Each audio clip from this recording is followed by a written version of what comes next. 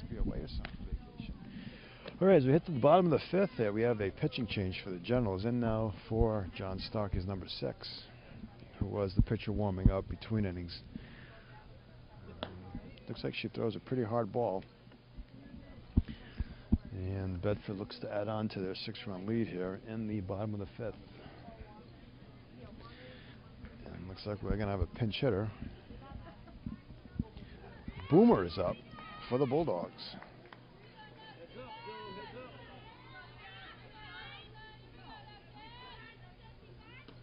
And she takes outside corner for a strike. For those of you who don't know who Boomer is, it's Christina Bonfiglio. And ball high.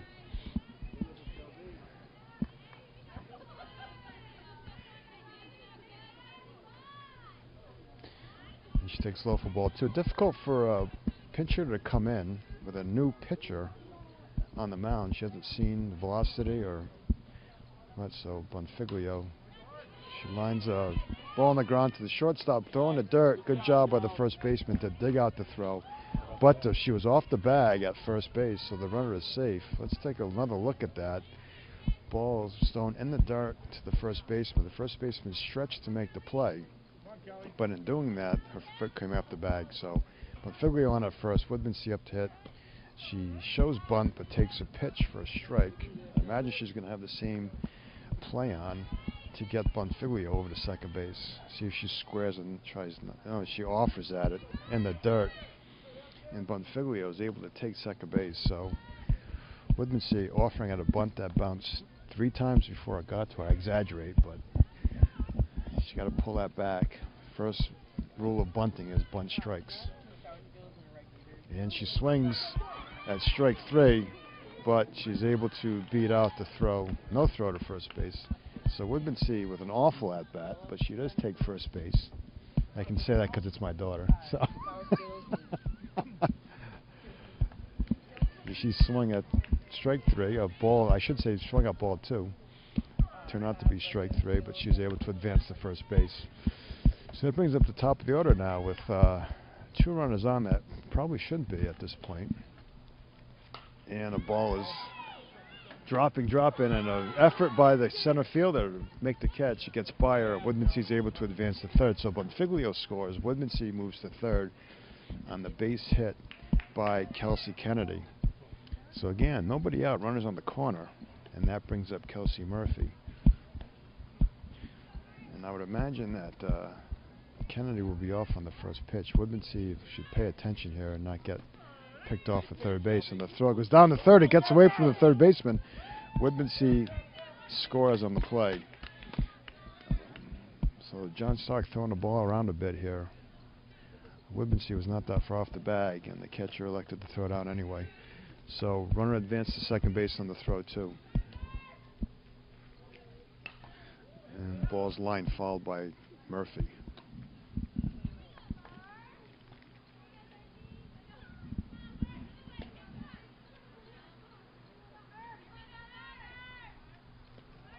And the pitch is taken high and away for ball.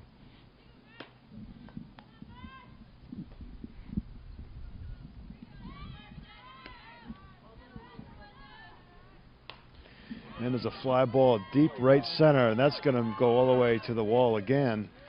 Kelsey Kennedy around to score, and Murphy in with a stand-up double. So Murphy hits the ball in the exact same spot. Let's take another look at that. Ball lined into right center field, makes it all the way to the fence, and Murphy in with a stand-up double. So it is now 10-1 Bulldogs. Runner on second base, and 1 out. Ball thrown in the dirt, pitch in the dirt for ball 1.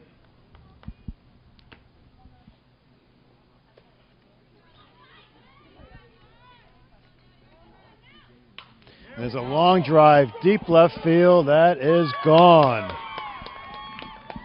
So Heather Fife with her 4th home run of the year. A line drive over the left field fence. Let's take another look at that one. Pitch waist high, and once again tremendous bat speed, and the ball over the sail's edge sign for a home run. And people often ask me what makes a good hitter in softball or baseball is two things, balance and bat speed. And you see with Heather Fife's swing on that home run, she has both, just great bat speed, threw the ball for a home run. So here's another girl that can really put the ball out of the park. Ashley Abad takes the first pitch of the knees for a strike. And a line drive right at the center fielder, but it goes off for glove. Abad runs first, looking at second base. Ball hit so hard, almost took the glove off the center fielder. So Bedford has really blown the game open here. 12-1 with a runner on first, I believe one out, if I'm not mistaken. This is Rosenfeld, who I believe is, oh, I'm sorry, this is Alex Haskell. It was partially obstructed by Coach Geddes in the third base coaching box. And the pitch taken for a strike at the letters. He's been calling that pitch a strike all game, so no complaints on either side. Ooh, the pitch got away. It looked like she was trying to throw a changeup. Just got away from her a bit, throw it on to first base, and Abad is back safely. So Bedford looking to push one more across here in the bottom of the fifth. And the pitch is taken high and away for a ball. It's 3 balls, 1 strike to Haskell. And taking ball 4 in the dirt. So with 1 away, runners on first and second. That brings up Carly Rosenfeld. I'm trying to get a confirmation from the umpires watching the singles back and forth if there's 1 out or 2. And this is Rosenfeld, takes strike 1, who I believe has 3 hits on the afternoon. Abad, the potential game over run at second base. And he's pitching the dirt for ball 1, 1-1.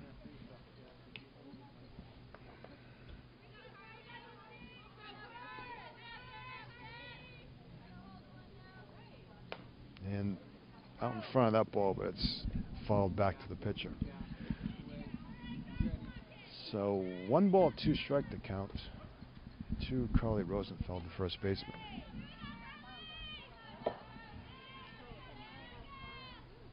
And up out of the zone, pop-up should be an infield fly, which it is, and the batter's out. Infield fly is with runners on first and second or bases loaded and fewer than 2 outs.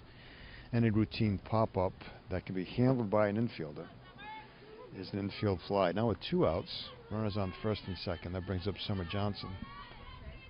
And the line drive to shortstop. She decides to go to third base for the out at third base. And that will, I'm sorry, that's 2 outs now. There was nobody out. Lost the outs myself. There was nobody out on that first out in the pop-up infield fly. Now there's 2 outs. And this brings Boomer back up to the paint. Boomer led the inning off on a ground ball that pulled the first baseman off, and that started this whole inning. And there's a ball hit deep to left field, and the ball is dropped by the left fielder, and Haskell scores. So runners now in second and third. It was a ball hit well, and that will end the game on a 12-run mercy rule. 13-1. It's the ball that was hit to the left fielder. She moved slightly to her left. Ball hit off her glove, and Haskell was able to score the 13th run of the game. So the Bulldogs go on to win the game 13-1 on a 12-run mercy rule that is only applicable after the visiting team hits in the 5th inning, whether it be the visiting or the home team actually.